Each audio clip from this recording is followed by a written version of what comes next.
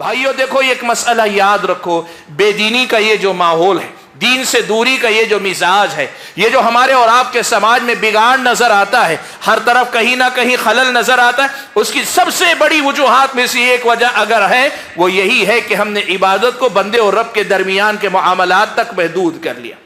یاد رکھو، بندہ بندے کے ساتھ معاملہ کرتا ہے، وہ معاملہ اگر اللہ تعالیٰ کے دین کے مطابق کرتا ہے وہ بندے کے ساتھ معاملہ ہے، لیکن رب کی عبادت بھی ہے، ایک ہی عمل ہے، وہ بندے کا بندے کے ساتھ معاملہ بھی ہے اور اللہ تعالیٰ۔ اب ایک آدمی ہے شرک نہیں کرتا لیکن عبادت بھی اللہ کی نہیں کرتا، شرک نہیں کرتا لیکن اللہ تعالیٰ کی بندگی کے اعمال بھی اس کی زندگی میں زیادہ نہیں، بہت بڑی کوتاہی میں جی رہا ہے، بہت بڑی کمی، بہت بڑا خلل ہے، بہت بڑی کمزوری ہے۔ اللہ نے صرف توحید کا حکم نہیں دیا، اللہ کی عبادت کرنے اور عبادت میں توحید کو اپنانے کا حکم دیا ہے۔ ہم اہل توحید ہیں۔ بعض اہل علم نے بڑی پیاری بات لکھی، یاد رکھیں کہ جو آدمی عبادت ہی نہ کرے اور کہے میں موحد ہوں، کہا اس کی توحید مٹانے کے لیے اللہ کا تعارف اللہ کے اسماء حسنہ کے ذریعے عام کرو، لوگوں کو بتاؤ کہ اللہ تعالیٰ کیسا ہے۔ گلبرگہ کا میں ایک واقعہ سنا دوں آپ کو، وہاں کے جو لوگ، جن لوگوں کو اللہ تعالیٰ نے توحید کی ہدایت دی، وہ سناتے ہیں، کہتے ہیں مولانا اللہ تعالیٰ کے دو نام سمیع اور بصیر سمجھ میں آ گئے، میری زندگی سے شرک ختم ہو گیا۔ یعنی صرف دو نام سمجھ میں آئے میرے، ایک نام السمیع ہے اور دوسرا نام البصیر ہے، یہ اللہ کے نام ہیں۔ کہتے ہیں کہ یہ دو نام جس دن سمجھ میں آئے اس دن شرک ختم ہو گیا۔ ان کا معاملہ کیا تھا معلوم ہے؟ کاروباری یا ایھا الذین آمنوا اتقوا اللہ وقولوا قولا سدیدا يصلح لكم أعمالكم ويغفر لكم ذنوبكم ومن يطع الله ورسوله فقد فاز فوزا عظيما أما بعد فأعوذ بالله من الشيطان الرجيم بسم الله الرحمن الرحيم وما أمروا إلا ليعبدوا الله مخلصين له الدين حنفاء ويقيموا الصلاة ويؤتوا الزكاة وذلك دين القيمة۔ لائق صد احترام صدر اجلاس، محترم علماء کرام، ذمہ دار حضرات، بزرگوں، نوجوان ساتھیوں اور پردہ نشین خواتین اسلام، میں آج آپ کی اس مجلس میں جو شریک ہوں، مجھے آپ کے سامنے جو گفتگو کرنی ہے اس کے لیے میں نے سورہ بینہ کی آیت کریمہ آپ کے سامنے پڑھ کر سنائی۔ اس آیت میں اللہ تعالیٰ نے فرمایا وَمَا أُمِرُوا إِلَّا لِيَعْبُدُوا اللَّهَ مُخْلِصِينَ لَهُ الدِّينَ حُنَفَاءَ۔ ان لوگوں کو حکم ہی اس بات کا دیا گیا ہے کہ وہ اللہ تبارک و تعالیٰ کی عبادت کریں، مخلصین لہ الدین، دین کو اللہ ہی کے لیے خالص رکھیں، اپنی عبادت اور بندگی کو اللہ تعالیٰ کے لیے خالص رکھیں، اپنی فرما برداری کو اللہ کے لیے خالص رکھیں، حنفاء، سب طرف سے منہ پھیر کر یکسو ہو جائیں، اللہ تعالیٰ کی طرف متوجہ ہو جائیں، وَيُقِيمُ الصَّلَاةَ وَيُؤْتُ الزَّكَاةَ، نماز قائم کریں، زکوٰۃ ادا کریں، وَذَلِكَ دِينُ الْقَيِّمَةِ، یہی سیدھی اور صحیح ملت کا دین ہے۔ پہلے میں آپ کے سامنے آیت کی ان کلمات کی مختصر سی وضاحت کر دیتا ہوں۔ دیکھیے، اللہ تبارک و تعالیٰ پر ہم اور آپ ایمان لائیں، اور ایمان ہمارا اور آپ کا اللہ تبارک و تعالیٰ پر اس بات پر ہے کہ ہم اللہ تعالیٰ کو مانتے ہیں اور اللہ تبارک و تعالیٰ کی طرف سے آئی ہر بات کو مانتے ہیں۔ ہم رسول اللہ صلی اللہ علیہ وسلم کو مانتے ہیں اور رسول اکرم صلی اللہ علیہ وسلم کی طرف سے آئی ہوئی ہر بات کو مانتے ہیں۔ ہم قرآن مجید کو مانتے ہیں اور قرآن مجید میں آئی ہوئی ہر بات کو ہم اور آپ مانتے ہیں۔ ہم دین اسلام کو مانتے ہیں اور دین اسلام کی بتائی ہوئی ہر بات کو تسلیم کرتے ہیں۔ کسی بھی بات کے سلسلے میں نہ ہمارا اور آپ کا کسی قسم کا تردد ہے، نہ کسی قسم کا شک و شبہ ہے۔ ایک بات تو یہ ہے کہ ہم اللہ کو مانتے ہیں، رسول کو مانتے ہیں، قرآن کو مانتے ہیں، دین کو اپنا دین مانتے ہیں۔ رضیت باللہ ربا وبالاسلام دینا وبمحمد الرسول ونبیا ونبیا ورسولا وبمحمد الرسول، یہ جو ہم اللہ تعالیٰ کے بارے میں ہم اور آپ اقرار کرتے ہیں، یہ ہمارے اور آپ کے ایمان کا کی بنیاد ہے۔ اس اقرار میں ہم اور آپ جب یہ مانتے ہیں کہ ہم اللہ کی مانتے ہیں اور اللہ تعالیٰ کے رسول کی مانتے ہیں اور قرآن کی مانتے ہیں، تو ہمیں یہ پہلے جاننا چاہیے کہ اللہ تعالیٰ کی طرف سے کیا باتیں آتی ہیں۔ دیکھیے اللہ تعالیٰ کی طرف سے جو بھی باتیں قرآن میں آئیں، اللہ کے رسول کی زبانی آئیں، جو بھی باتیں آتی وہ دو قسم کی باتیں ہوتی ہیں۔ ایک تو اللہ تبارک و تعالیٰ کی طرف سے کچھ باتوں کی خبر دی جاتی ہے، بتایا جاتا ہے، کچھ حقیقتوں سے واقف کروایا جاتا ہے، ان پر ہمیں ایمان لانا ہے، یعنی ہمیں ان کو سچا جاننا ہے۔ جو بات اللہ نے بتا دی، جو بات اللہ کے رسول نے بتا دی، اس بات کو ہم اور آپ کو اس کی تصدیق کرنی ہے، اس کو سچا جاننا ہے اور اس پر ایمان لانا ہے ہم اور آپ کو۔ اور دوسری چیز جو اللہ تعالیٰ کی طرف سے آتی ہے، رسول اللہ کی طرف سے آتی ہے، وہ ہے امر، یعنی خبر ہوتی ہے یا پھر امر آتا ہے، یعنی اللہ تعالیٰ کسی کام کے کرنے کا حکم دیتا ہے یا کسی بات سے رکنے کا حکم دیتا ہے۔ خبر اگر آئے، کوئی بات اللہ تعالیٰ بتائے، اللہ کے رسول بتائیں، تو ہمیں اس کی تصدیق کرنی، یعنی ہمیں اس کو سچا جاننا ہے، کسی قسم کا شک نہیں، شبہ نہیں، تردد نہیں، کسی بھی قسم کا اعتراض نہیں، ایسے سوالات نہیں جس کی وجہ سے اس کی تردید کا، اس میں شک کا دروازہ کھلے، پورے یقین کے ساتھ اس کو تسلیم کرو۔ اور جب امر آئے، اللہ تعالیٰ کی طرف سے ہدایت آئے کہ یہ کرو یہ نہ کرو، تو پھر اس کی پابندی کرو، جو کرنے کو کہا گیا ہے کرتے جاؤ، اور جس سے منع کیا گیا ہے اس سے رکتے چلے جاؤ۔ وَمَا آتَاكُمُ الرَّسُولُ فَخُذُوهُ وَمَا نَهَاكُمْ عَنْهُ فَانْتَهُوا، کہ رسول جو تمہیں دیتے ہیں اس کو لے لو، اور جس چیز سے منع کرتے ہیں تم رک جاؤ۔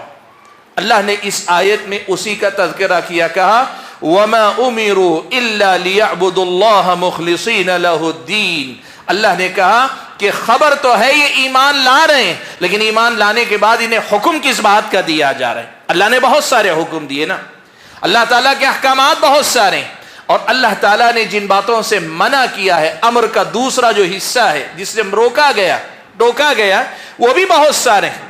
لیکن ان تمام باتوں کو سمیٹ کر اگر ہم اور آپ دیکھنا چاہیں، اللہ نے کہا وَمَا أُمِرُوا إِلَّا لِيَعْبُدُوا اللَّهَ مُخْلِصِينَ لَهُ الدِّينَ۔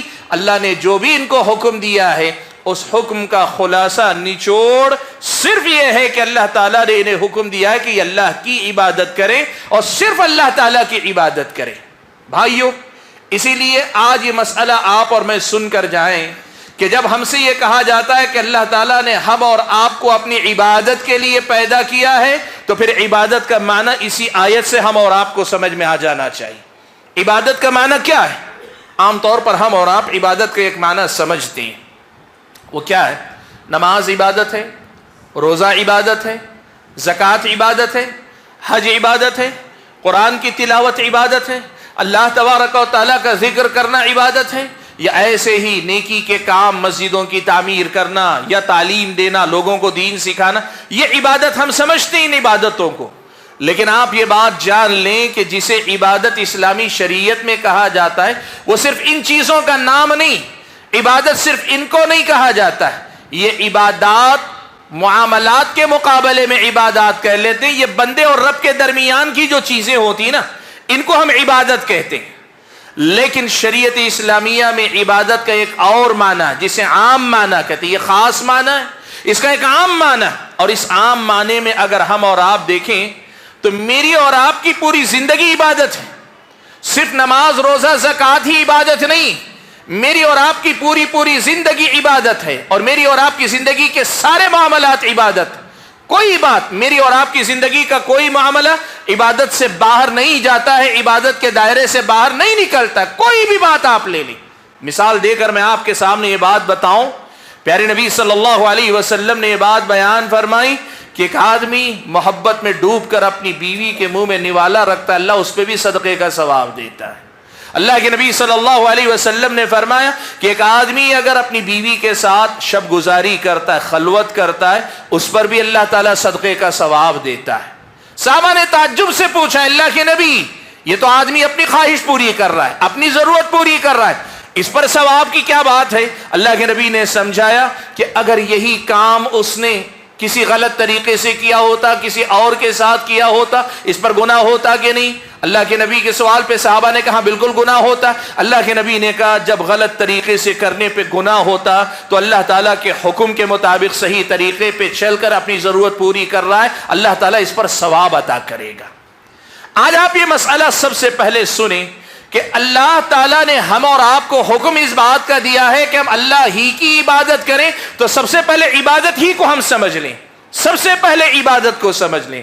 اور عبادت کا معنی اگر آپ سمجھ رہے ہیں تو آج دو باتیں یہ سمجھ لیں کہ ایک تو عبادت کے خاص معنی جو بندے کے اور رب کے آپسی معاملات ہوتے ہیں وہ عبادت ہے، جو بندے اور رب کے درمیان کے معاملات بندہ جو اپنے رب کے لیے کرتا ہے، بندگی کے جذبے میں ڈوب کے کرتا ہے، یہ عبادت ہے۔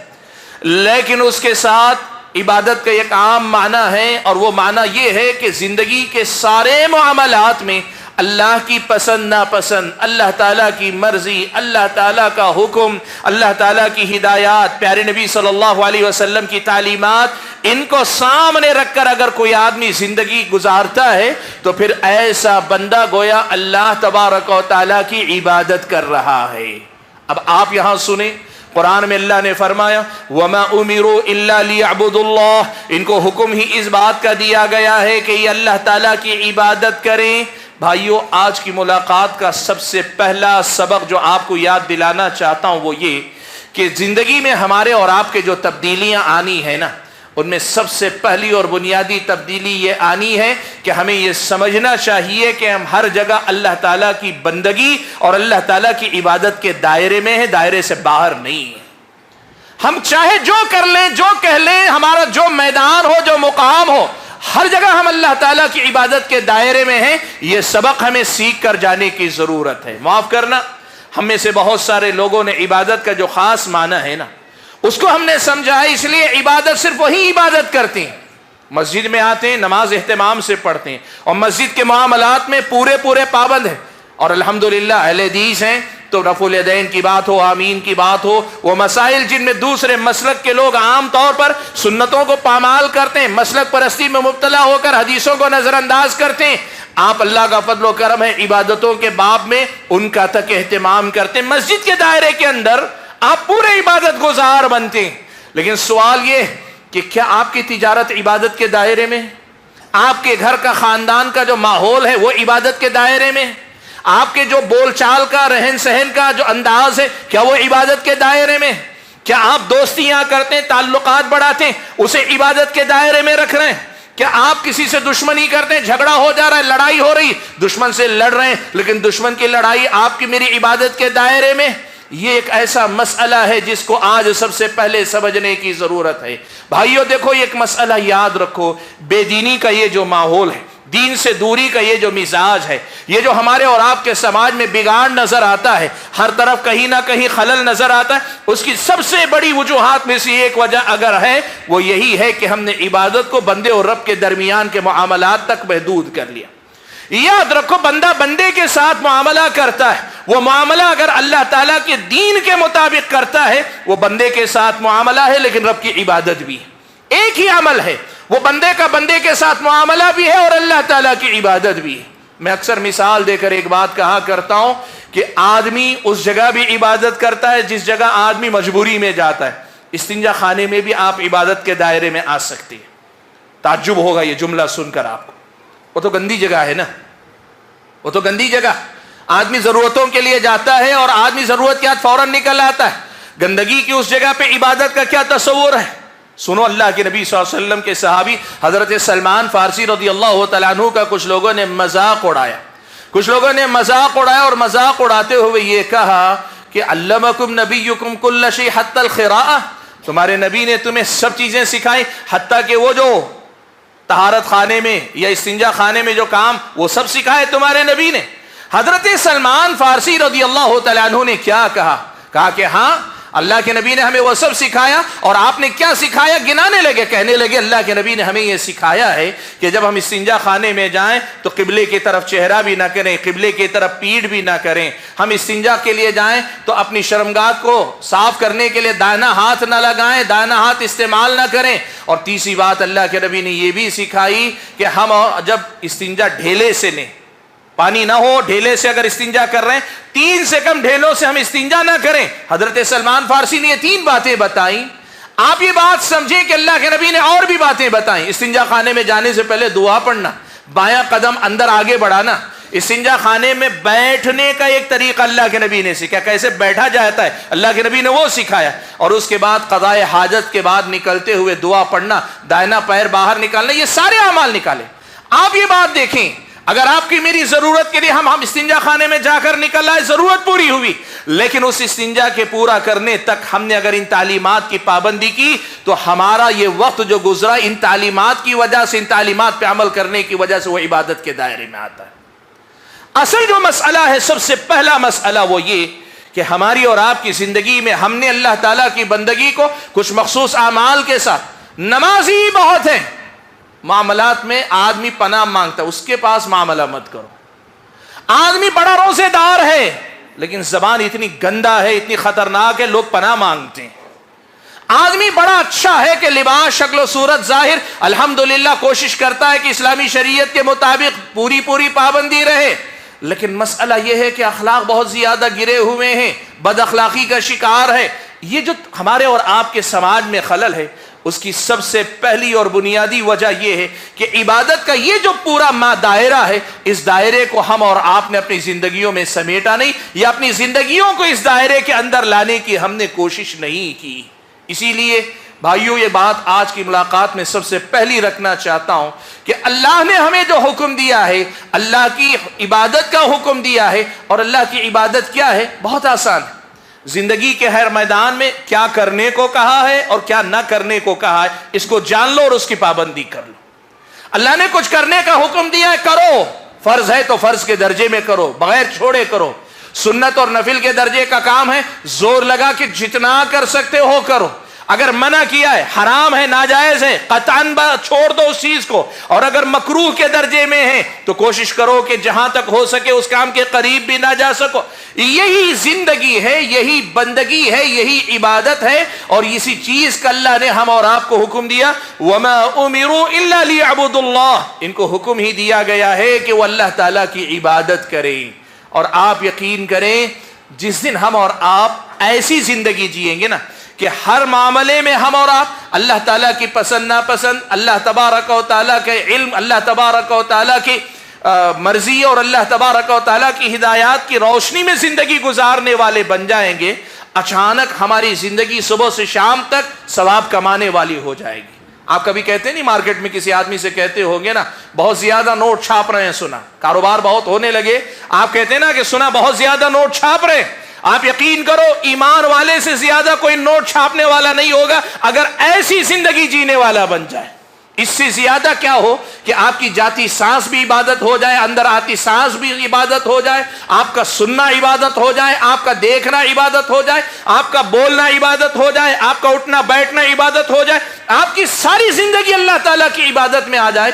اس سے زیادہ کیا آپ کی میری سعادت مندی کی علامت ہو سکتی ہے؟ اس آیت میں اللہ نے کہا وَمَا أُمِرُوا إِلَّا لِيَعْبُدُوا اللَّهَ، ان کو حکم ہی دیا گیا ہے کہ وہ اللہ تعالیٰ ہی کی عبادت کریں۔ میرے بھائیوں، آیت کے اسی ٹکڑے میں ایک اور پیغام ہے۔ ایک تو عبادت، ایک تو یہ معلوم ہو اللہ نے ہمیں حکم عبادت کا دیا، اور عبادت کیا ہے یہ ہم اور آپ نے سمجھ لیا۔ اب اسی ٹکڑے میں اللہ تعالیٰ نے ایک اور حکم دیا ہے، وہ کیا ہے؟ وہ حکم یہ ہے کہ اللہ ہی کی عبادت کرو، اللہ ہی کی عبادت کرو، اللہ کے علاوہ کسی اور کی عبادت نہ کرو، اللہ ہی کی عبادت اور بندگی کرو، اللہ کے علاوہ کسی اور کی عبادت نہ کرو۔ وَمَا أُمِرُوا إِلَّا لِيَعْبُدُوا اللَّهَ مُخْلِصِينَ لَهُ الدِّينَ حُنَفَاءَ، اور دوسری آیت میں اللہ نے کہا وَمَا خَلَقْتُ الْجِنَّ وَالْإِنسَ إِلَّا لِيَعْبُدُونَ، میں نے جن و انس کو پیدا ہی اس لیے کیا کہ وہ میری ہی عبادت کریں، اللہ ہی کی عبادت کے لیے اللہ نے ہم اور آپ کو پیدا کیا ہے۔ بھائیو، آج دو قسم کا خلل ہمارے سماج میں دیکھنے کو آپ کو ملے گا۔ ایک تو وہ لوگ ہیں جو کہتے ہیں کہ ہم شرک نہیں کرتے ہیں، ہم پاک ہیں شرک سے، ہم اہل حدیث ہیں، یا ہم جو ہے توحید والے ہیں، ہم شرک سے پاک ہیں، ہم شرک سے دور ہیں، اور مطمئن ہیں کہ ہم شرک نہیں کرتے ہیں۔ یقیناً اس دنیا میں اللہ تعالیٰ اگر شرک سے بچا لے تو بہت بڑی دولت ہے، بہت بڑی نعمت ہے۔ اللہ تعالیٰ اگر شرک سے بچا لے تو بہت بڑی دولت ہے، بہت بڑی نعمت ہے۔ سفیان ابن عیینہ رحمت اللہ علیہ کہا کرتے تھے ما انعم اللہ علی العباد نعمتا اعظم من ان عرفهم لا الہ الا اللہ، اللہ تعالیٰ نے بندوں پر اس سے بڑی کوئی نعمت نہیں اتاری، اللہ نے بندوں کو اس سے بڑی کسی نعمت سے نہیں نوازا کہ اللہ تعالیٰ نے لا الہ الا اللہ کی معرفت ان کو دے دی، لا الہ الا اللہ کی سمجھ ان کو دے دی۔ توحید کا پیغام اگر آپ کو مل گیا، سمجھ گئے، اس سے بڑی کوئی نعمت آپ کو نہیں ملی، اس میں کوئی شک نہیں۔ لیکن یاد رکھو اللہ کے بندو، اللہ کا جو حکم ہے نا، اس میں دو باتیں آتی ہیں۔ پہلا حکم یہ ہے کہ اللہ کی عبادت کرو اور اس عبادت میں اللہ کے ساتھ مخلص رہو، اس عبادت میں اللہ تعالیٰ کے ساتھ شرک نہ کرو۔ شیطان نے بہت سارے لوگوں کو یہ کہہ کر گمراہ کیا ہوا ہے کہ تم شرک نہیں کرتے ہو، تم شرک سے پاک ہو، تم شرک سے بچے ہوئے ہو۔ شیطان نے ایک تو یہ دھوکہ دیا ہوا ہے کہ تم شرک سے پاک ہو۔ اللہ کے بندو، حکم دو باتوں کا نہ ہے۔ پہلا حکم یہ ہے کہ اللہ تعالیٰ کی عبادت کریں اور پھر اس میں اللہ ہی کی عبادت کریں۔ اب ایک آدمی ہے شرک نہیں کرتا لیکن عبادت بھی اللہ کی نہیں کرتا، شرک نہیں کرتا لیکن اللہ تعالیٰ کی بندگی کے اعمال بھی اس کی زندگی میں زیادہ نہیں، بہت بڑی کوتاہی میں جی رہا ہے، بہت بڑی کمی، بہت بڑا خلل ہے، بہت بڑی کمزوری ہے۔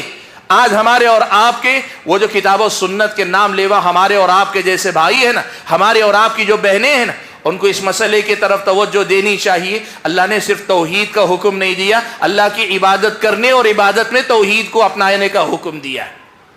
ہم اہل توحید ہیں۔ بعض اہل علم نے بڑی پیاری بات لکھی، یاد رکھیں، کہ جو آدمی عبادت ہی نہ کرے اور کہے میں موحد ہوں، کہا اس کی توحید مکمل نہیں ہے۔ جو بندہ عبادت ہی نہ کرے اور کہے میں موحد ہوں، کہا اس کی توحید تو ہے لیکن نہ مکمل توحید۔ اس لیے کہ توحید کا مطلب ہی یہ ہے کہ اللہ سے ایسا تعلق جوڑ لو کہ تمہاری ساری زندگی اللہ تعالیٰ کی بندگی کے رنگ میں رنگ جائے، تم اللہ تعالیٰ کی عبادت کرنے والے ہو جاؤ۔ میں نے کہا دو قسم کا خلل ہمارے سماج میں پایا جاتا ہے۔ ایک طرف تو وہ کہ جو لوگ توحید کو اپنائے ہوئے ہیں وہ یہ کہتے ہم موحد ہیں، ہم موحد ہیں، ہم موحد ہیں، اور دوسری طرف جو عبادت کا مسئلہ جو ابھی میں نے آپ کے سامنے بتایا کہ زندگی کا ہر معاملہ عبادت کے دائرے میں آنا چاہیے، اس میں بڑی کوتاہی کا شکار ہیں۔ اور دوسری طرف وہ طبقہ ہے جو ہو سکتا ہے نماز روزے کا پابند ہو سکتا ہے ظاہری شکل و صورت دیندارانہ ہو سکتا ہے دین کے لیے محنت کرنے والے ہو سکتا ہے دین کے لیے قربانیاں دینے والے ہوں، لیکن زندگیوں میں ان کی اپنی زندگیوں میں توحید کا فقدان ہے، توحید میں خلل ہے، توحید میں آپ کو کمی نظر آئے گی، کوتاہی نظر آئے گی، اور توحید کے اندر بہت ساری غلطیاں نظر آئیں گی۔ حاضرین گرامی، اس آیت میں اللہ تعالیٰ نے جو حکم دیا وہ یہی وَمَا أُمِرُوا إِلَّا لِيَعْبُدُوا اللَّهَ مُخْلِصِينَ لَهُ الدِّينَ حُنَفَاءَ، سب طرف سے کٹ کر اللہ تعالیٰ کی طرف متوجہ ہو جائے، سب طرف سے کٹ کر اللہ تعالیٰ کی طرف متوجہ ہو جائے۔ میرے بھائیوں، آئیے میں آپ کے سامنے آج اسی توحید کے حوالے سے کچھ ضروری باتیں رکھ دوں۔ پہلی بات تو ہو چکی، یہ دوسرا اہم جو حصہ ہے وہ حصہ یہ ہے کہ دیکھو اللہ تبارک و تعالیٰ کی توحید کا مطلب کیا ہے۔ پیارے نبی صلی اللہ علیہ وسلم نے حدیث قدسی میں ایک بات بیان فرمائی۔ اللہ کے نبی نے فرمایا، صحیح مسلم کی روایت ہے کہ اللہ تعالیٰ نے فرمایا انی خلقت عبادی کلہم حنفاء فاجتالتہم الشیاطین، میں نے میرے اپنے بندوں کو تمام کو یکسو پیدا کیا تھا، وہ صرف اللہ تعالیٰ کی طرف متوجہ ہونے والے تھے، وہ کسی اور کی طرف متوجہ نہیں تھے، سب سے کٹ کر اللہ تبارک و تعالیٰ سے جڑنے والے تھے، ان کا تعلق صرف اللہ تبارک و تعالیٰ سے تھا، ایسے ہی میں نے پیدا کیا تھا۔ اور اس کا میں اگر ترجمہ کر کے سادہ الفاظ میں کہوں، اللہ نے ہر بندے کو موحد پیدا کیا تھا، اللہ تعالیٰ نے ہر بندے کو موحد پیدا کیا تھا، لیکن کیا ہوا؟ فَجْتَالَتْهُمُ الشَّيَاطِينَ، پھر شیطان آئے اور شیطان انہیں اچک لے گئے، شیطان آئے اور شیطان ان کو اچک لے گئے۔ سبحان اللہ، پیارے نبی صلی اللہ علیہ وسلم کی اس حدیث کی شرح دوسری حدیث سے یوں ہوتی، اللہ کے نبی نے فرمایا کہ اللہ تعالیٰ نے کل مولود یولد علی الفطرہ، ہر بچے کو فطرت اسلام پر پیدا کیا، فابواہ یہودانہ او ینصرانہ او یمجسانہ، پھر اس کے ماں باپ اسے یہودی بنا لیتے ہیں، نصرانی بنا لیتے ہیں، یعنی عیسائی بنا لیتے ہیں یا مجوسی بنا لیتے ہیں۔ اور بعض اہل علم نے اس حدیث کی شرح لکھتے ہوئے کہا او یجہمانہ، جس طرح بدعتوں میں مبتلا کر کے، جس طرح یہ لوگ نئے دین میں مبتلا ہوتے چلے گئے، یہودیت کے نام پہ شرک میں، عیسائیت کے نام پہ شرک میں مبتلا ہوتے چلے گئے، مجوسیت کے نام پہ شرک میں مبتلا ہوتے چلے گئے، ایسے ہی جہمیہ ایک گمراہ فرقہ، توحید کے باب میں گمراہ ایک فرقے کا نام ہے، ایسے ہی ان کے والدین ان کو جہمی بھی بنا دیتے ہیں۔ کیا مطلب ہے اس کا؟ بھائیو، پہلی بنیادی بات یہ سمجھو کہ اللہ تعالیٰ نے توحید پر پیدا کیا۔ انسان پیدا ہوا اپنے رب کے علاوہ کسی کو نہیں جانتا تھا، اللہ تعالیٰ کے علاوہ کسی کی معرفت نہیں تھی اس کے پاس۔ اللہ نے اللہ تعالیٰ کی فطری معرفت پر انسان کو پیدا کیا تھا، لیکن ہوا کیا؟ اس فطری معرفت کو لوگوں نے بعد میں چل کر بدل لیا، اور آج کا مسئلہ یہی ہے کہ ہمارے اور آپ کے سماج میں اللہ تبارک و تعالیٰ کے معرفت کی کمی، اللہ کی صحیح پہچان لوگوں کے اندر نہیں۔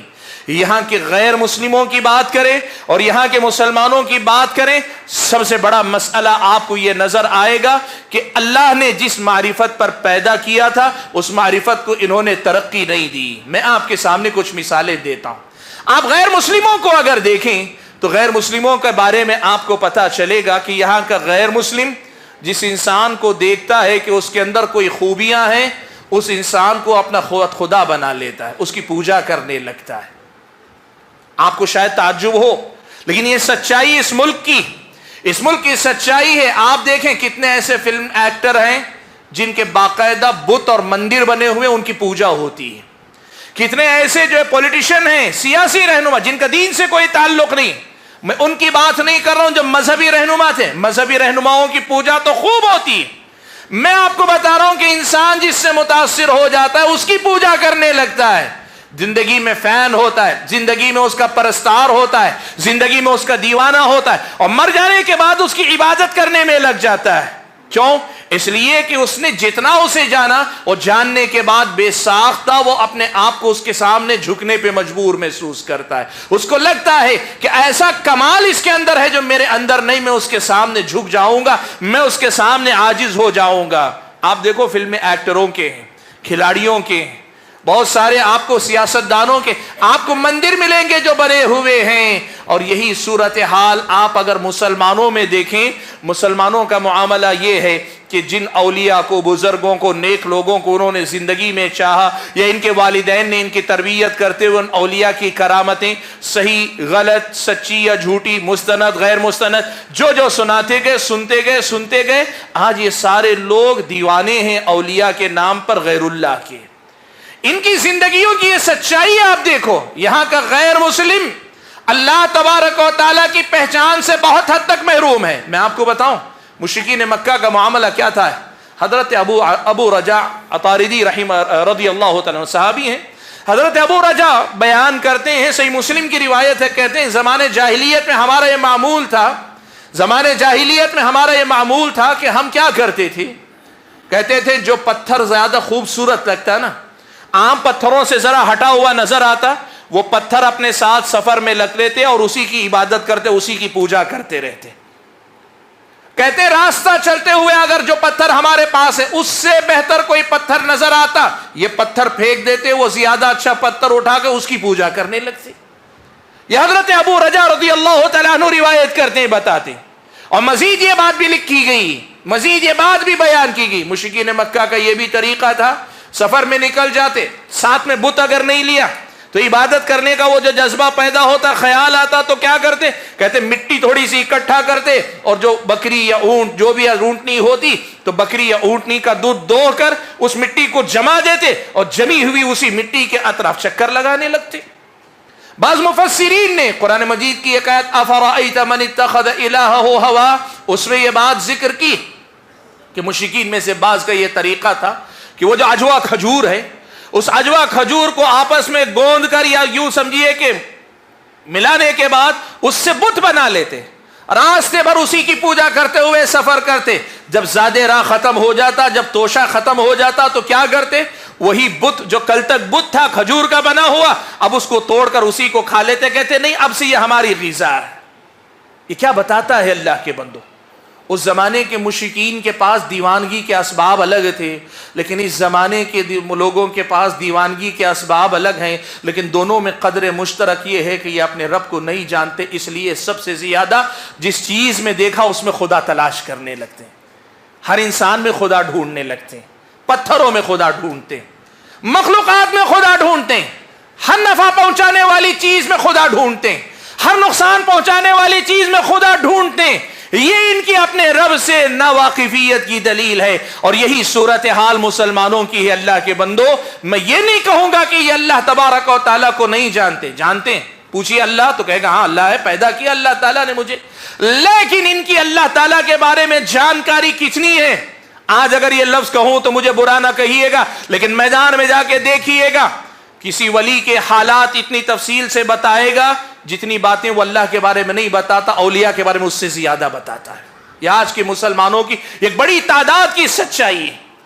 اللہ کے بارے میں نہیں جانتے جتنا ان کو جاننا چاہیے، لیکن غیر اللہ کے بارے میں اتنی جانکاری رکھتے ہیں. اور جن کو اولیاء بزرگ کہتے ہیں ان کے بارے میں تو اتنی باتیں اللہ تعالیٰ نے اپنی تعریف میں، اگر آپ پوچھ لیں اللہ تعالیٰ نے اپنی تعریف میں بہت سارے نام، اللہ نے بہت ساری صفات بیان کی، یہ بیان کرو نہیں بتا پائے گا. لیکن اولیاء کی کرامتیں پوچھ لو، اولیاء کے کمالات پوچھ لو، آپ پوچھ لو اللہ تعالیٰ کی تعریف میں کیا کیا بتا سکتے ہو، 4-5 جملے بول سکتا ہو، اس سے زیادہ نہیں بول پائے گا. ولی کے بارے میں پوچھ لو 1 گھنٹہ بھر بولے گا. سبحان اللہ. اللہ کے بندو، یہی فرق ہے جہاں سے شرک پنپتا ہے، یہیں سے شرک کی بنیاد پڑتی ہے، یہیں سے شرک کی جڑیں مضبوط ہوتی ہیں.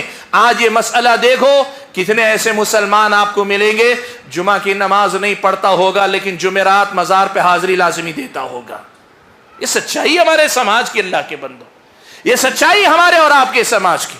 قرآن میں اللہ تعالیٰ نے یہ جو بات کہی نا، وَمَا أُمِرُوا إِلَّا لِيَعْبُدُوا اللَّهَ، اللہ تعالیٰ ہی کی عبادت کرو، یہ اللہ ہی کی عبادت کرو. اس مقام تک پہنچنے کے لیے بندے کو اللہ کی ایسی معرفت، ایسی پہچان چاہیے کہ اللہ تعالیٰ کو جان لینے کے بعد پھر دنیا کی کوئی چیز اس کی نگاہ میں نہ ٹھہرے. اللہ کی کوئی چیز اس کے نزدیک اس قابل نظر ہی نہ ہے. کہاں اللہ اور کہاں مخلوقات، کہاں اللہ تعالیٰ کی یہ کمالات اور کہاں یہ انسانوں کے موقع کے کمالات. انسان اللہ تعالیٰ کے بارے میں اتنی جانکاری حاصل کر لے، اتنی معلومات حاصل کر لے، اتنی واقفیت حاصل کر لے کہ جاننے کے بعد اللہ تبارک و تعالیٰ کی محبت دل میں آ جائے، اللہ کا ڈر دل میں آ جائے، اللہ سے ایسا اٹوٹ رشتہ قائم ہو جائے کہ یہ رشتہ مرتے دم تک ہمیں اور آپ کو اللہ تعالیٰ سے جوڑے رکھے. میرے بھائیوں، آج ایک بات اور بھی آپ کے سامنے کہہ دوں گفتگو کو آگے بڑھاتے ہوئے کہ دیکھو، اس ملک کے اندر مسلمانوں کے لیے حالات مشکل بنائے جا رہے ہیں. بنانے والے کچھ لوگ ہیں لیکن وہ کر رہے ہیں اپنا کام، اپنے مشن پہ لگے ہوئے،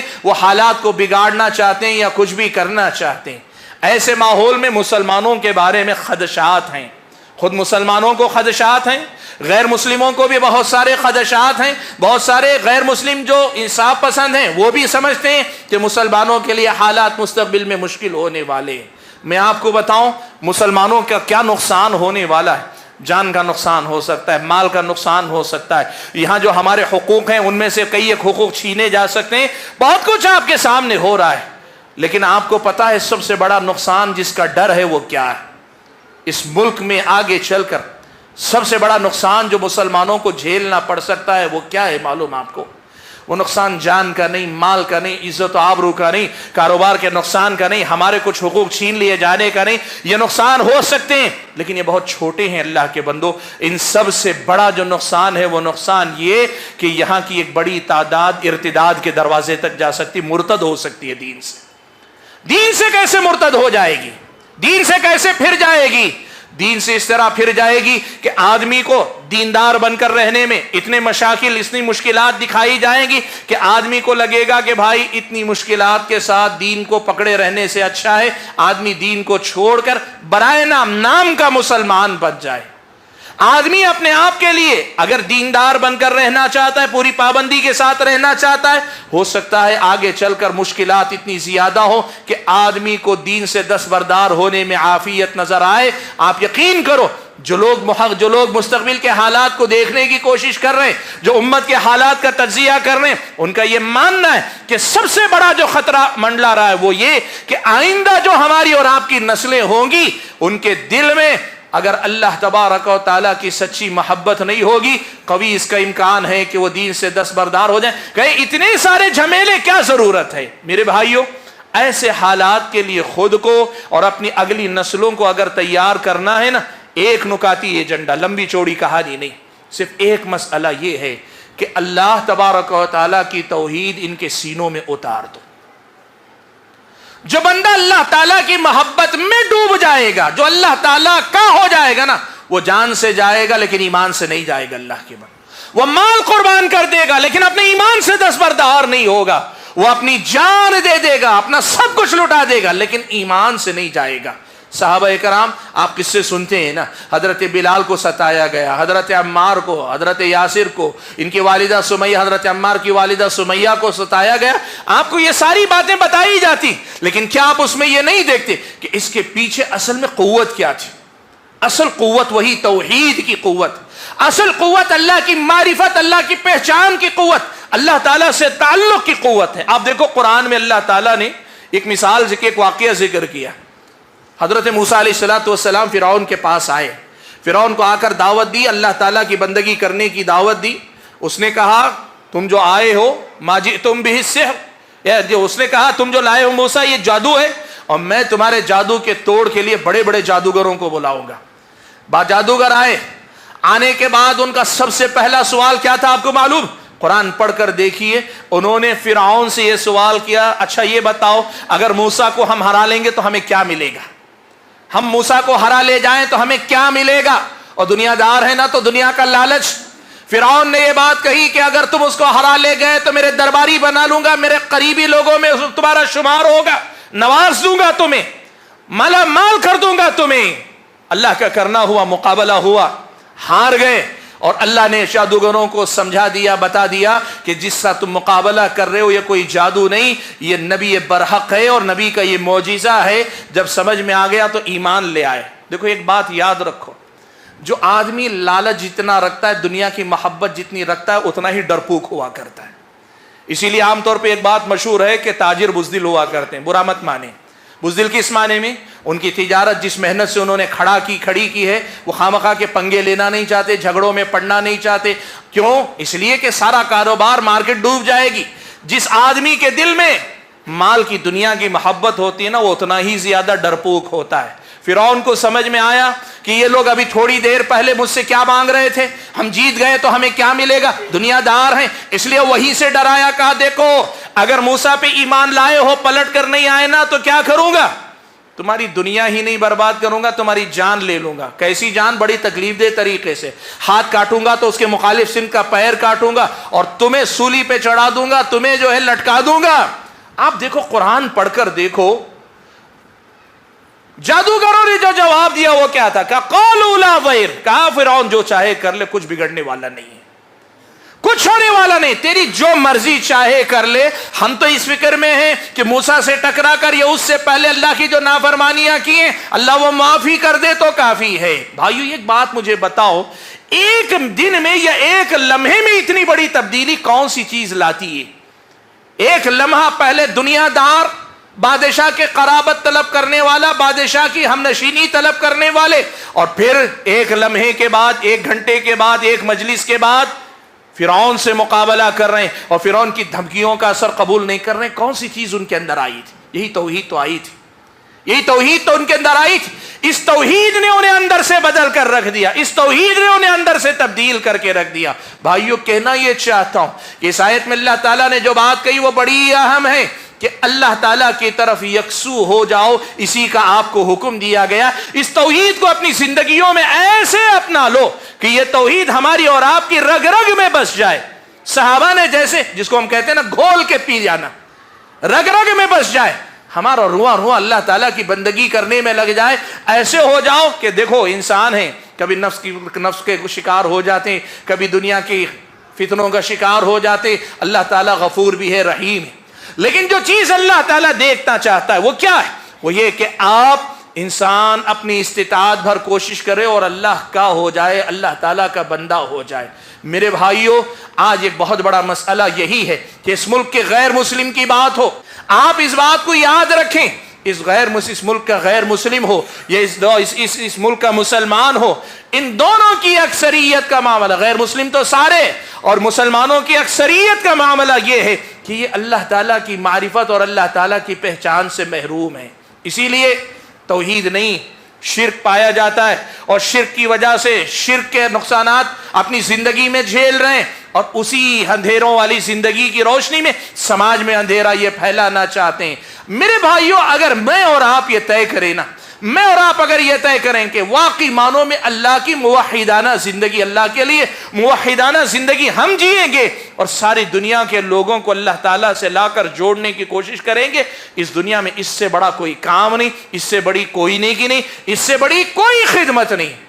میں آپ کو بتاؤں، کوئی آپ کے سامنے ایک یتیم بچہ ہو، یتیم بچہ، باپ مر چکا ہے اور یتیم ہونے کے ساتھ اپنی ماں سے بچھڑ چکا ہے، ادھر ادھر مارا مارا پھر رہا ہے۔ ظالم سے ظالم انسان بھی ایسے یتیم کو دیکھتا ہے تو تکلیف محسوس کرتا ہے، تڑپ جاتا ہے، کہتا ہے کسی طرح اس کی ماں سے اسے ملا دو، کسی طرح اس کی ماں سے اسے ملا دو۔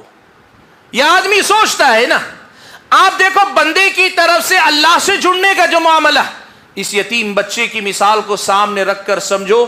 ایک بچہ اپنے ماں سے باپ سے بچھڑ کر جتنی محرومیوں کا شکار ہوتا ہے، ایک بندہ اپنے رب سے دور جا کر اس سے کہیں زیادہ بڑا یتیم بن جاتا ہے۔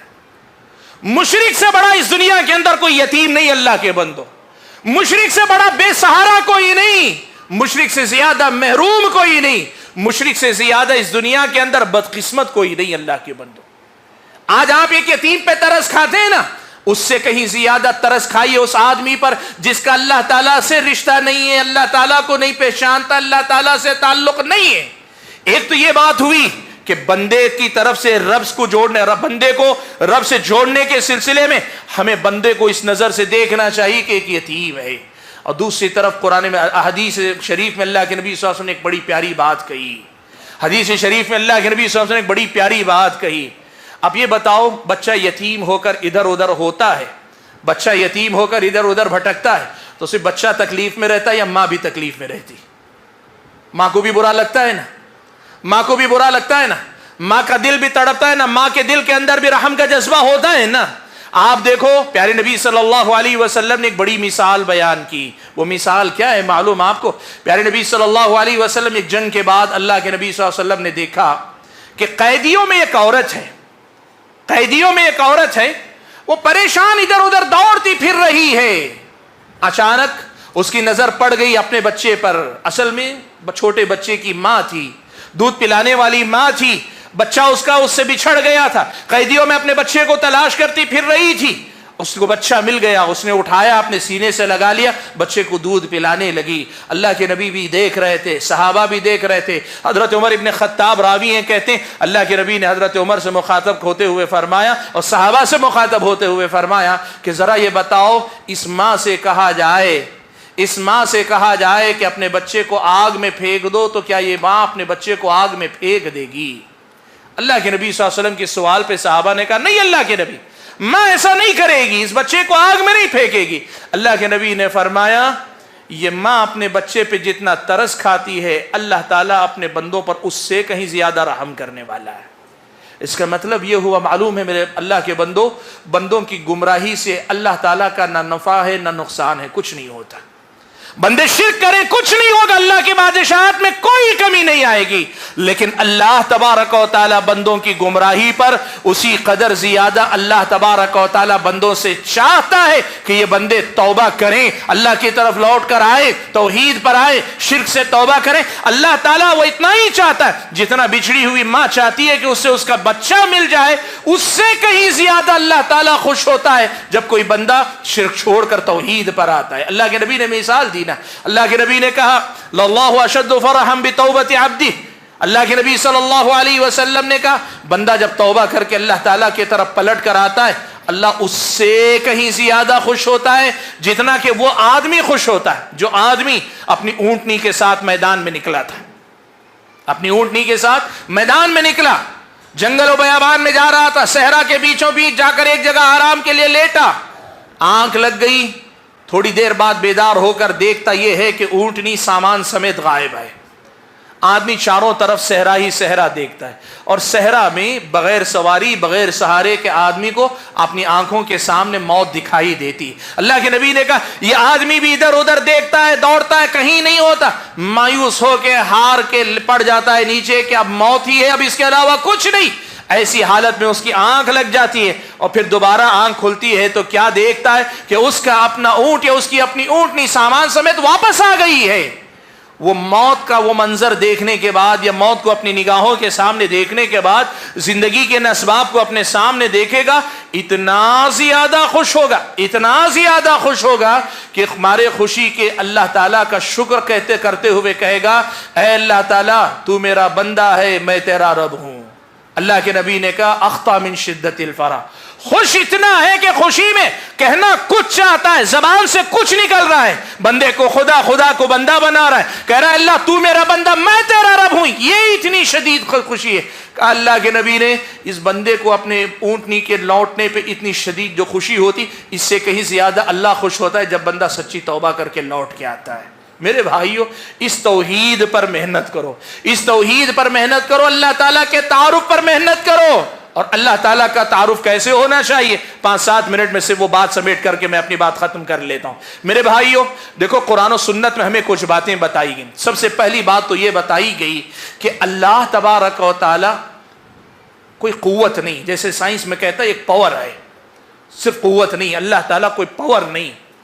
یا اللہ تعالیٰ کے بارے میں بائبل میں لکھا ہے، لوگ بتاتے ہیں کرسچن وہ ایک لائٹ ہے، صرف ایک روشنی کا نام نہیں، ایسا نہیں۔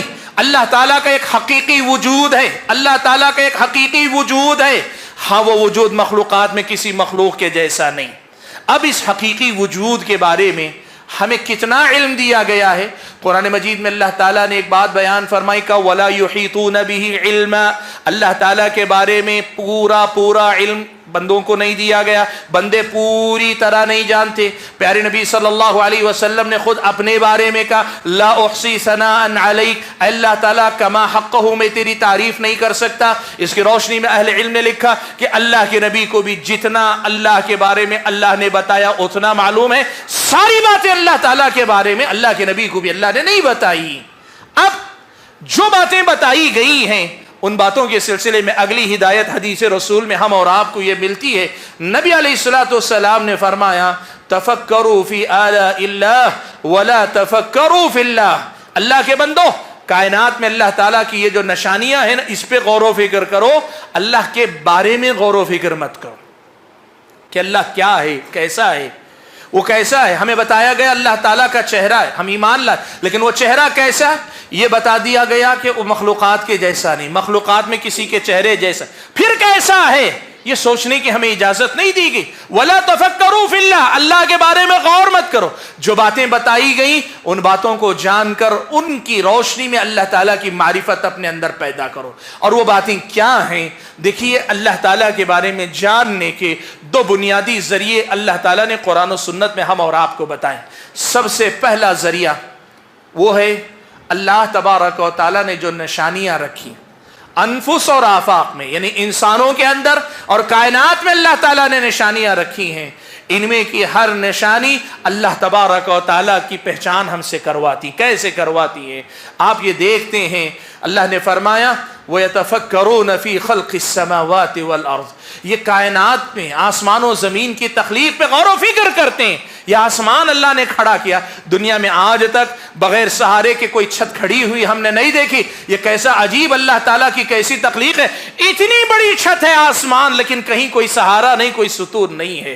ہم نے زمین دیکھی ہے، زمین کیسی کیسی اللہ تعالیٰ نے بچھائی ہے، پہاڑ اللہ نے کیسے بنائے ہیں۔ ایک ایک مخلوق پہ غور کرتے جاؤ تو کیا زبان سے نکلے گا؟ ربنا ما خلقت هذا باطلا، اے میرے رب تو نے ان کو باطل نہیں پیدا کیا، بے وجہ بے مقصد نہیں پیدا کیا۔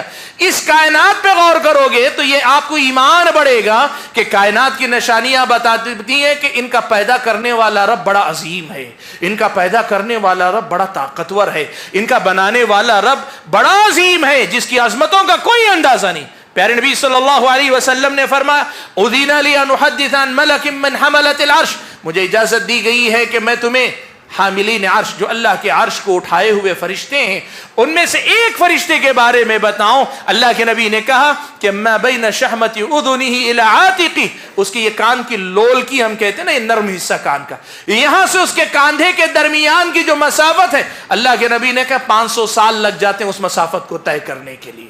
اور سوچو وہ فرشتہ کیسا ہوگا، وہ کتنا بڑا ہوگا۔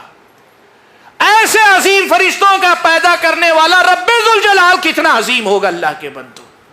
کائنات پر غور کرو, کائنات کے بارے میں جو حقیقتیں ان کو غور کرو, پتہ چلے گا رب العالمین ہے. کتنے عالم اللہ نے پیدا کیے ہیں, دنیا قاصر ہے ابھی تک دنیا کو ہی دیکھنے سے. تو رب العالمین کی پہچان آپ کو ملے گی کائنات پہ جب غور کریں گے. اپنے آپ پہ غور کرو, ہم کیا ہیں؟ ہم اپنی ایک سانس روک نہیں سکتے. معلوم ہے آپ کو, اگر کبھی پھنس جاتی ہے گلے میں سانس پھنس جاتی ہے, آدمی تلملا جاتا ہے, اپنی مرضی سے سانس چھوڑ نہیں سکتا. اور آدمی کی سانس اگر نکل جائے, اللہ کا حکم نہ ہو تو ایک سانس اندر نہیں لے سکتا.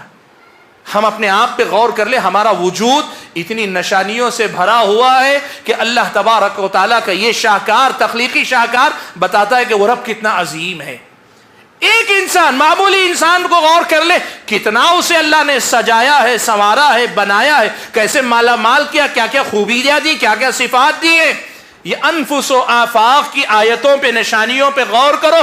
یہ غور کرنا, پڑھنا, اس کے بارے میں جانکاری حاصل کرنا, اس سے اللہ تعالیٰ کی معرفت ملے گی اور یہاں سے آپ کی میری توحید مضبوط ہوگی. یہ یقین پیدا ہوگا کہ دنیا میں ایسا کوئی نہیں جو اللہ تعالیٰ کے قریب تک بھی جا سکے, جائے کہ اللہ جیسا ہو سکے, اور ہم بھی اللہ تبارک و تعالیٰ کے علاوہ کسی اور کی عبادت نہیں کریں گے. ایک تو یہ دروازہ ہے, اور دوسرا راستہ جو اللہ کی معرفت کا ہم اور آپ کو دیا گیا ہے, وہ دروازہ ہے اللہ تعالیٰ کے اسماء حسنی اور اللہ تعالیٰ کی صفات علیہ.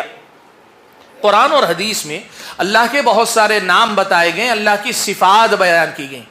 ان اللہ تعالیٰ کے ناموں کو اور صفات کو پڑھو, سمجھو اور ان پہ غور و فکر کرو. اللہ کی ایسی محبت پیدا ہوگی, ایسا ایمان اللہ پہ آئے گا کہ پھر یہ سارے بت چھٹ جائیں گے, ساری مخلوقات چھٹ جائیں گے. اولیاء کی عظمت رہے گی لیکن سمجھ میں آ جائے گا کہ بس یہ اللہ کی مخلوق ہی ہیں. انبیاء علیہ السلام کے مقامات سمجھ میں آئیں گے لیکن فرق سمجھ میں آئے گا کہ اللہ اللہ ہے, بندے بندے. یہ فرق آپ کی سمجھ میں آئے گا اگر اللہ تعالیٰ کے اسماء حسنی پہ غور کر لو. اللہ کے بندو, پیارے نبی صلی اللہ علیہ وسلم نے فرمایا, ان للہ 99 اسما 100 الا واحدہ من احصاها دخل الجنہ. اللہ تعالیٰ کے 99 نام ایسے ہیں, 100 سے زیادہ نام قرآن و سنت میں ہیں, 99 نام ایسے کہ جو آدمی یہ 99 نام احصاها, عربی میں ایک لفظ آیا ہے, اس کا مطلب ابن قیم نے لکھا ان ناموں کو یاد کر لے, ان کے معنی کو سمجھے اور ان کے معنی پہ غور و فکر کر کے ان کو اپنی عبادتوں میں استعمال کرے. اگر کوئی آدمی کر لے اور اس کے ساتھ ان کے تقاضوں کو پورا کرے گا, دخل الجنہ, وہ جنت میں داخل ہو جائے گا. اللہ کے بندو, شرک مٹانے کے لیے اللہ کا تعارف اللہ کے اسماء حسنی کے ذریعے عام کرو. لوگوں کو بتاؤ کہ اللہ تعالیٰ کیسا ہے. دیکھو ایک بات میں آپ کو بتاؤں, گلبرگہ کا میں ایک واقعہ سنا دوں آپ کو. وہاں کے جو لوگ, جن لوگوں کو اللہ تعالیٰ نے توحید کی ہدایت دی, وہ سناتے ہیں, کہتے ہیں مولانا اللہ تعالیٰ کے 2 نام سمیع اور بصیر سمجھ میں آ گئے, میری زندگی سے شرک ختم ہو گیا. یعنی صرف 2 نام سمجھ میں آئے میرے, ایک نام السمیع ہے اور دوسرا نام البصیر ہے. یہ اللہ کے نام ہیں. کہتے ہیں کہ یہ 2 نام جس دن سمجھ میں آئے اس دن شرک ختم ہو گیا. ان کا معاملہ کیا تھا معلوم ہے؟ کاروباری آدمی تھے. وہ کہتے ہیں میرے گھر سے میری دکان لگ بھگ 10-15 منٹ کی مسافت پہ, لیکن میں روزانہ اپنے گھر سے نکلتا 1.5 گھنٹے بعد اپنی دکان پہنچتا تھا. اتنی دیر کیوں؟ کہا اس لیے کہ میں اپنے گھر سے نکلتا تھا, جتنے آستانے, جتنے فقیر, جتنے مزار, جتنے مقامات ہوتے, سب جگہ جاتا, بیٹھتا, منتیں مانگتا, دعا کرتا, نظر مانتا, ماتھا ٹیکتا, سب ٹیک کے دکان پہنچتا, سارے اولیاء کی برکت لے کے دکان پہنچا کرتا. یہ میرا معمول تھا. کہتے اور بتاتے ہیں میرے ہاتھ میں ایک نہیں, ایک انگلی میں بسا اوقات 2 انگوٹھیاں, ایک نام کی انگوٹھی. یہ کاروبار میں برکت کی, یہ بیماری سے بچنے کی, یہ فلاں کی, کسی نام سے, پیر سے, فقیر سے لی ہوئی ہے, ساری ایسی بوجھل زندگی میں جی رہا تھا. کہتے ہیں 2 نام سمجھ میں آئے مجھے. ایک نام السمیع ہے, اللہ تعالیٰ سننے والا ہے. السمیع اللہ کا نام ہے, اللہ سننے والا ہے. اللہ کیا سنتا ہے؟ اللہ سب کچھ سنتا ہے. دنیا میں ایسا کوئی نہیں جو سب کچھ سن لے, اللہ کے علاوہ کوئی نہیں ہے. اللہ سنتا ہے. کیا سنتا ہے؟ ہر کسی کی سنتا ہے, ایسا کوئی نہیں جو سب کی سنے. اللہ تعالیٰ سنتا ہے, نزدیک کی بات بھی, دور کی بات بھی. مخلوقات میں ایسا کوئی نہیں جو سن لے. نزدیک کے لوگوں کی بات سن لیتا ہے, دور کے لوگوں کی بات نہیں سن پاتا. اللہ سنتا. کیسے سنتا ہے؟ سارے لوگ ایک ساتھ کھڑے ہو جائیں، ساری کائنات کے لوگ، اور ہر آدمی اپنی اپنی ضرورت طلب کرے اور ہم مانگتے نماز میں کھڑے ہو کے سلام پھیرنے کے ساتھ، آپ سوچیں کتنے لوگ دعائیں کرتے ہیں، ہر آدمی کی دعا الگ، سب اللہ ہی کو پکار رہے ہیں، پکارنے والے کروڑوں اربوں کی تعداد میں اور سننے والا ایک اکیلا۔ ہم اکثر ایک جملہ کہتے ہیں، اللہ نے کان دو دیے ہیں لیکن ایک ہی بات سن پاتا ہوں، یہ انسان ہے۔ اللہ نے کان دو دیے لیکن بات ایک ہی سن پاتا ہوں، یہ انسان ہے۔ اور اللہ تعالیٰ ایسا ہے سننے والا السمیع کہ سب لوگ الگ الگ ایک ساتھ کھڑے ہو کر اللہ سے اپنے مطالبات طلب کرتے ہیں، اللہ سب کی سنتا ہے۔ میں اپنے پڑوسی سے سرگوشی کروں، ہو سکتا ہے وہ نہ سن پائے لیکن اللہ سنتا ہے۔ اللہ السمیع ہے، اور جب اللہ السمیع ہے، ایسا سننے والا مخلوقات میں سے نہ کوئی نبی ہے، نہ کوئی ولی ہے، نہ کوئی فرشتہ ہے، نہ کوئی اور جاندار ہے۔ کہا جس دن مجھے یہ سمجھ میں آ گیا، مجھے سمجھ میں آ گیا کہ مجھے صرف اللہ کو پکارنا چاہیے کہ وہی سنتا ہے۔ اس جیسا سننے والا نہیں، اور ویسا سننے والا ہو تو کسی اور سننے والے کی ضرورت نہیں۔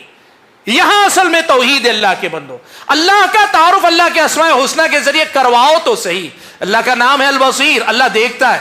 کیا دیکھتا ہے؟ سب کچھ دیکھتا ہے۔ انسان کی نظر حد نظر ہے، ایک لمٹ کے بعد انسان دیکھ نہیں پاتا ہے، لیکن اللہ تبارک و تعالیٰ کے لیے کوئی حد نہیں، کوئی لمٹ نہیں، اللہ سب دیکھتا ہے۔ آدمی کو اندھیرا ہو جائے، پاس بیٹھا آدمی نظر نہیں آتا، اللہ کے لیے اندھیرا اجالا کوئی معنی نہیں رکھتا، اللہ سب دیکھتا ہے۔ اور آدمی کسی دیوار کے پیچھے، کسی آڑ کے پیچھے چلا جائے نہیں دیکھ پاتا ہے، لیکن اللہ تعالیٰ کے لیے کوئی آڑ کوئی معنی نہیں رکھتی، اللہ سب دیکھتا ہے۔ اور بند کمروں میں تنہائیوں میں ہم بیٹھے، اللہ وہ بھی دیکھ رہا ہے، اور کھلے بازار میں ہم کچھ کہہ رہے کر رہے، اللہ وہ بھی دیکھ رہا ہے۔ اللہ تعالیٰ جب سب کچھ دیکھتا ہے، وہی دیکھنے والا ہے، تو کسی اور کے دیکھنے کی میری زندگی میں ضرورت نہیں ہے۔ وہی مالک، وہی آقا، وہی میرا سب کچھ ہے، اور وہ سب کچھ دیکھتا ہے، میری زندگی میں کسی اور کی ضرورت کیوں ہے؟ یہ آدمی کی سمجھ میں آئے گا جب اللہ تعالیٰ کے اسماء الحسنی کے ذریعے آپ تعارف کروائیں گے۔ میں نے مثال دی صرف 2 ناموں کی، آپ یقین کریں اللہ کے اسماء الحسنی میں سے ایک ایک نام لے کر آپ تعارف کروائیں گے نا، اللہ تعالیٰ کا ایسا تعارف لوگوں میں جائے گا کہ لوگ اللہ تعالیٰ سے بے ساختہ محبت کریں گے۔ وہ جو بات میں نے کہی نا کہ ماں سے بچھڑنے کے بعد بچہ دوبارہ ملتا ہے، جس بندے کو اللہ مل جائے نا، صوفیہ کہتے ہیں اللہ مل جائے، لیکن وہ غلط معنی میں کہتے ہیں۔ ان کا عقیدہ اللہ مل جائے کا مطلب یہ کہ یہ جا کے اللہ کا حصہ بن جائے اور دونوں ایک ہو جائیں، ایسے نہیں ہوتا۔ اللہ مل جائے، اللہ کی معرفت اور اللہ کی پہچان، بچھڑے بچے کو ماں مل جائے اور بچھڑے بندے کو اس کا حقیقی معبود برحق مل جائے، اس دنیا میں اس سے بڑا کمال کچھ نہیں ہوتا، اور اس سے بڑا کارنامہ کچھ نہیں ہوتا کہ ہم اور آپ یہ کام کریں۔ حاضرین گرامی، پیغام کیا دینا چاہتا ہوں؟ اس آیت میں اللہ تعالیٰ نے جو حکم دیا وہ یہی کہ ایسی اللہ تبارک و تعالیٰ کے ساتھ اخلاص پر مبنی عبادت اور اخلاص پر مبنی ایسا تعلق اللہ سے جوڑنے کی کوشش کرو، اور یہ کام سب سے پہلے اپنے لیے کرو۔ ہمیں ضرورت ہے، اور ہمارے بعد اس ملک کے جو بھی مسلمان غیر مسلم ہیں، سب لوگوں کو ضرورت ہے۔